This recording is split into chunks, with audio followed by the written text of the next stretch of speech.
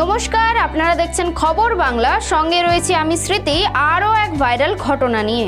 আজব প্রেম কি গজব কাহিনী। না, রণবীর কাপুরের সিনেমা নয়, শাশুড়ি জামাইয়ের প্রেম দেখে এমনটাই বলছেন সবাই।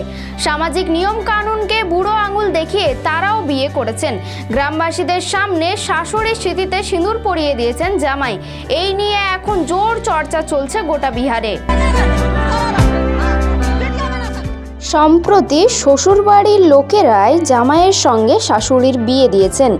বাঁকা জেলার সদর থানা এলাকার ছত্রপাল পঞ্চায়েতের হিরমতি গ্রামের ঘটনা। হিরমতি গ্রামের বাসিন্দা দিলেশ্বর দার্ভে প্রায় আড়াই দশক আগে ওই জেলারই কাটোরিয়া ব্লকের ধবনীর সিকান্দার যাদবের সঙ্গে তার মেয়ের বিয়ে দেন। সিকান্দারের প্রথম স্ত্রী বিয়ের কয়েক বছরের মধ্যেই মারা যান। তার দ্বিতীয় বিয়েও টেকেনি।